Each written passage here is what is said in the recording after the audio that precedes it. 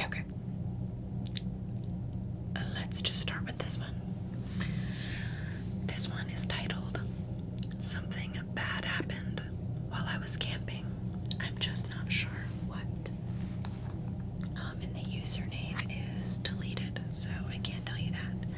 But this is from Creepy Encounters. I'm not sure if I'm in the right place, but I've held this story for the last 6 years because it sounds crazy, and I got told not to talk about it. I went camping 6 years ago with a now ex-boyfriend of mine. The campsite we picked was beautiful. We were able to drive in through some rough trails. The spot we picked was next to some hiking trails that weren't very far from some natural hot springs and a huge waterfall. We were in the middle of nowhere. Absolutely no one was around. We set up camp next to the car, went hiking, soaked in the hot springs, came back and had dinner. It was all very normal until we woke up the next day. I need to give you some context as to how we slept that night so you can understand my confusion. Before we went to sleep, I put our food cooler and stereo that we brought in the car and locked it. I put the keys in the front pocket of my backpack and put the backpack next to my sleeping bag on the far side of the tent, away from the door of the tent. My boyfriend at the time slept nearest the door of the tent with a gun next to him. We woke up the next morning and I felt fine. I had slept hard, and from inside the tent everything seemed normal. When we got out, our campsite was absolute chaos. The fire pit we made was ruined. The cooler had been thrown and food was scattered all over the place. The stereo was smashed to pieces, laying next to a tree. All of the car doors were open, including the trunk. We stood there for a minute in silence, just taking everything in. The woods felt off now. It was quiet and not the beautiful campsite that I saw yesterday. Everything about those woods felt wrong now. My ex accused me of not locking the car the night before and that an animal had gotten into our stuff. I promised that I had locked it and went into the tent to grab the keys from my backpack, but they weren't there. I found them later on the ground right next to the car. We quickly threw everything in the trunk and left. My boyfriend was quiet and wouldn't talk to me about what had just happened. He finally spoke up when we were almost home and told me that he had had a dream the night before about something kneeling over him in the tent, holding his gun and just staring at him. When I tried to ask more questions, he just got quiet again and said he didn't want to talk about it and that I shouldn't talk about it anymore either. I've tried to forget about it, but I just can't. Something really wrong happened to us in the woods that night.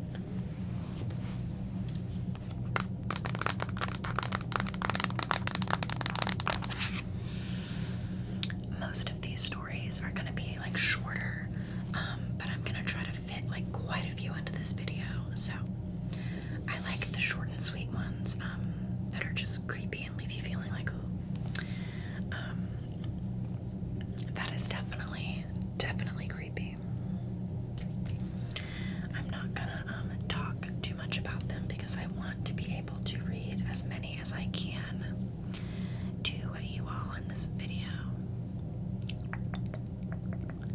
Okay, the next one is a crit. Oh my god, I was about to read the title. This one is another Creepy Encounters story, and the user is content-grapefruit34. This one is titled Craigslist ad, teen girl clothes for sale. I had just gotten out of high school and I was cleaning out my closet. I decided to post an ad on Craigslist. The title, Teen Girl Clothes for Sale. I received a few creepy messages, but nothing too scary. Plus, I needed the money, so I waited a few days for a serious buyer. That's when Annie emails me. Her message said something along the lines of, "Hey, can you meet in the Walmart parking lot? I'd like to buy all of your clothes today."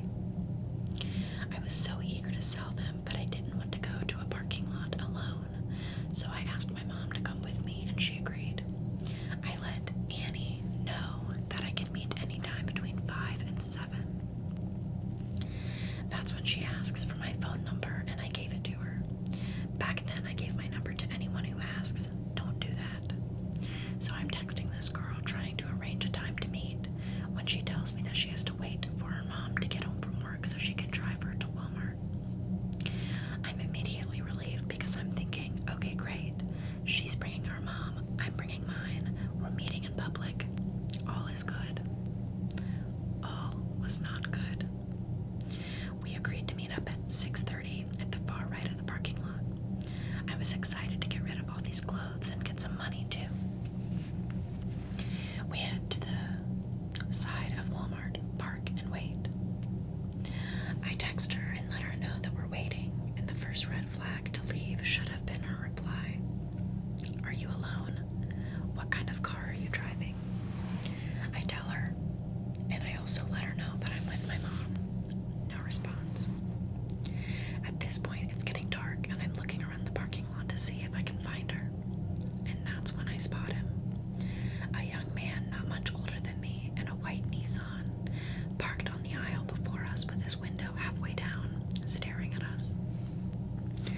So I asked my mom, do you see that guy? Why is he staring? How much longer should we wait for Annie? She casually glances in his direction. Up until this point, we had both been on our phones, not paying too much attention to anyone around us. I have since learned about the term situational awareness. Pay attention to your surroundings, people. I figured she would text me when she was almost there, but she hadn't, so I called her. No answer. Then the man in the aisle over rolls down his window all the way down, still staring, and starts to blow bubbles. Like actual bubbles. I can see him holding the container, gently blowing these bubbles in our direction. He pauses and smiles, but not a warm smile, a sinister one. My mom and I take one look at each other, and I start the car.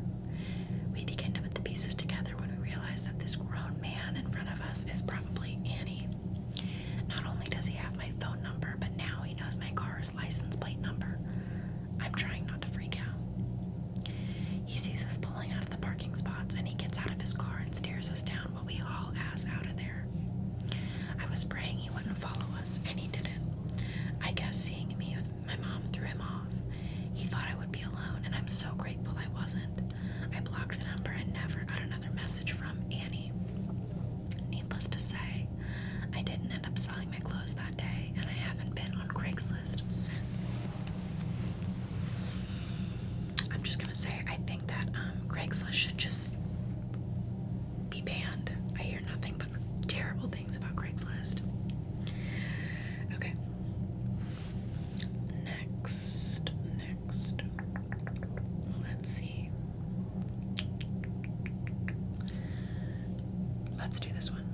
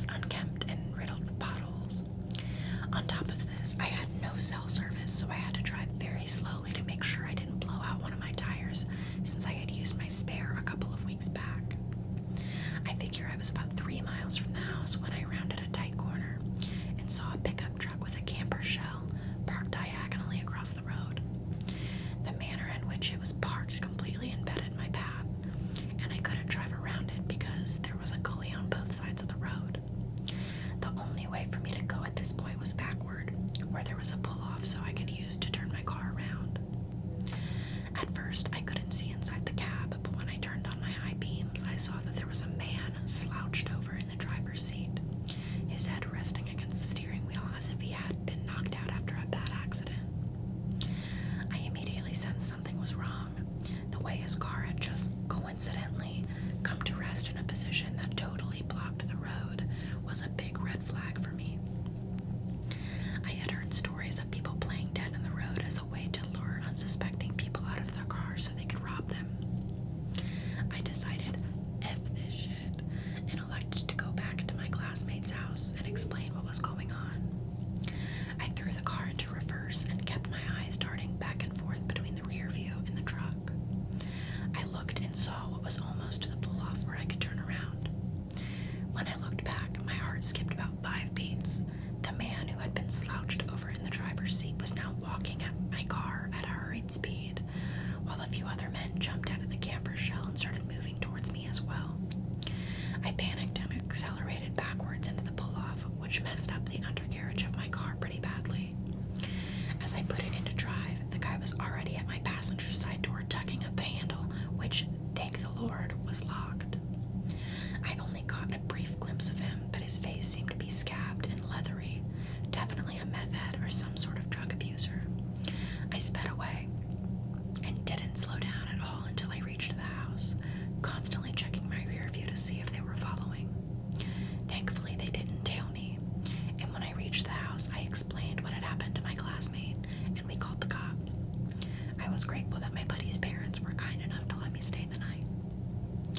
They didn't find anyone on the road matching the description, but I filed an incident report, and they told me they would be on the lookout for similar vehicles and suspicious activity. But holy shit, I am still so shook up over it. I keep getting the same adrenaline rush I got when I saw the guy charging me whenever I think about it. That is why I go nowhere alone. Nowhere. Ever. Because that is terrifying. Okay.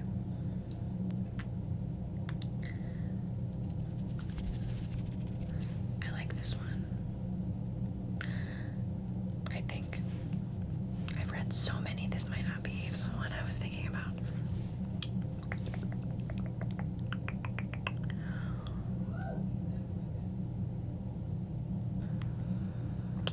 Oh, shoot. One moment, please. Okay. I had it for a second. This tablet is tweaking out. Okay. I got it. Alright. This story is also from Let's Not Meet. The user is Outworlder39. And this one is titled Church in the Woods. I posted this on Backwoods Creepy a while back. On this throwaway account, my wife suggested this sub might find it interesting as well, so here goes. I grew up in Ohio in the 70s, and me and my childhood friend Joe were outside all the time we could manage it. Joe lived on a farm that bordered a pretty big forest, and my parents would drop me off in the morning, and we'd stay in the woods all weekend. We'd only come out for school. We loved pretending we were frontiersmen. We'd build shelters, traps, practice making fire with sticks, the whole 9 yards. When we got to be in high school, we got this notion to pull a Stand By Me. This was based on the movie of the same name that had just come out. The idea was that we'd walk the railroad tracks out in the country, but instead of looking for a dead body, we'd find cool bridges to fish from and camp a little ways off the tracks. Of course, we knew this was dangerous and we'd likely be trespassing, but we were kids. We had a lot of fun. We did find beautiful rivers. We discovered bridges no one went to. We fished. We hid from trains. At night, we camped in the woods just near the tracks and made small hidden fires. Nothing bad ever happened. It was idyllic. In fact, it was so fun. We did it multiple times and never had a problem. After high school, me and Joe went our own ways. We both left home but always stayed in touch. much and always tried to coordinate visits so we'd see each other occasionally.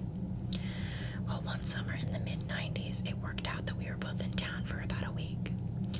We'd do stuff with family in the day, and at night we'd either catch drinks at a bar or sit outside Joe's house around a fire and talk about the old days. One night, me and Joe got to talking about our Stand By Me trips. Well, nostalgia and beer are one hell of a mix, and soon we decided to take a day, walk the trails, camp one night, and walk home. The day came, and we started out early morning. We had my wife drop us off in our old spot where we used to start, right outside our hometown. She thought this was absolutely crazy and made sure to mention it. When she pulled away, Joe suggested that instead of walking the usual route, we take the opposite direction just to be adventurous. We knew the land well, we had a map, so I gave a what the hell, and off we set. The day went fine. It was fun and a little sad, but in a good way. We found a bridge and sat on the edge, smoked a joint, and moved on. We had no fishing gear, but we brought some canned food and other stuff. Before night started to set in, we picked a spot to camp. It was a thick forested area, trees on every side of the train tracks, so you felt like you were in a tunnel. We had brought small hammocks to sleep on, but before we set them up, we decided to do a little scouting of the perimeter. Now this is what we used to do in the old days too. We'd walk the area around a little bit to make sure some dude's house wasn't just over the hill, and we were actually camping in their yard. We walked maybe 100 or so feet into the woods and up a small incline. We figured if we didn't see anything from the top of this short hill, we'd be fine. But when we got to the top, we saw an old building down at the bottom about 100 yards into the woods. It was barely visible. We pondered over what to do. We both assumed it was a sugar shack or something, because there didn't appear to be a clear road into it. From where we were, there didn't look to be anyone in it either. All was quiet. No movement could be seen. No lights. We decided to walk a little closer just to make sure. We came down the hill very slowly, and as we neared the building, we saw it wasn't a sugar shack at all. It was an old church. It looked like it had been abandoned for years. It was a squat, sagging building whose wooden planks were almost black from years of moss and rot. A cross still stood on top of the place, also weathered black. None of the windows had glass, and there were no doors, just open doorways. We got close enough to see inside. There were rows of pews and built-up section, and a built-up section in front for a preacher to stand. We didn't go all the way in. We didn't want to. Beyond all that, there was no sign of anyone else. No footprints, no paths, no roads. It was just an abandoned church. We left immediately and went back up the hill to our spot we had picked to camp. Having a hill between us and the church made us feel better, but we were still a little uneasy. We chalked it up to the natural creepiness of seeing a church in the middle of the woods would elicit. Besides, at this point it was dusk, and we just decided to rig up our hammocks and go to sleep and move on in early morning. Night set in, and as we lay in our hammocks and shot the shit, we began to hear something in the direction of the church. Our conversation about it went a little like this. Do you hear that? What the F is that? It sounds like people singing. And it did sound just like singing. We both slid right out of our hammocks and hunkered down, straining to hear more. We listened for a minute or two, and the singing continued, but it wasn't getting louder. Finally, we decided to creep back up the hill and see if we could spy where the sound was coming from. We could still move very quietly in the woods from the old days. It was second nature to us. The moon was barely out, but it provided enough light so you wouldn't walk right into a tree, but it was near pitch black. We didn't use flashlights as we crept slowly up the hill, and we didn't talk. When we got to the top, we saw light in the distance. It was coming from the church, and the singing was coming from inside. Joe and I put our heads close together and had a hushed conversation that boiled down to, can you believe this shit? The light looked to be candlelight from the way it flickered, and though we tried, we couldn't make out what was being sung. It sounded like church music, but in another language. We sat and watched for a while, trying to see who was in there, but we only saw occasional shadows. We had intention of getting closer either. We had about a football field length between us, and we aimed to keep it that way. The singing continued for a bit, and then it stopped. After that, a booming male voice began to chant. I was already freaked out, but this voice thoroughly scared the shit out of me.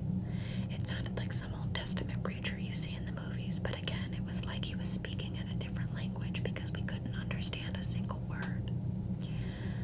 Eventually, it got to where the single male voice would say something, and then a bunch of voices would answer in song.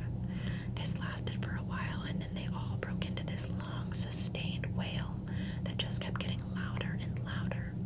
It got so loud and so disturbing that I covered my ears, and then it stopped. At this point, I was just getting ready to say, "Let's get the F out of here," when Joe put a hand on my shoulder and hissed, "They're coming out." We were far enough away that we couldn't make them out really well, but what we could see was a line of figures walk out the open doorway, all holding hands in a single file. We could see some of them had flashlights. They began to sing again, and the light from the flashlights began to move toward us and the hill. We booked it back to our campsite, grabbed our shit, and ran to the tracks. Once there, we ran down the tracks in the direction we had come from. After a few minutes, we stopped and looked back. We saw lights coming down the hill. They were moving erratically, like whoever was holding them was shaking them. We continued to run in spurts and walked as fast as we could. We eventually stopped, seeing the lights, and came to a road. By our map, we knew a small town was about 15 minutes down it, and we walked there, got to a 24-hour gas station, and called my wife to come get us. My wife and other friends all just thought it was kids messing around, but I heard those voices, and they sure as hell did not sound like kids to me. Not sure who those people were, but it was definitely the creepiest thing that happened to me out in the woods. That one is so spooky to me. So spooky. Love that one. You will also never catch me out in the middle of the woods at night. I don't even want to go camping anymore. I have no desire because I read too many of these stories.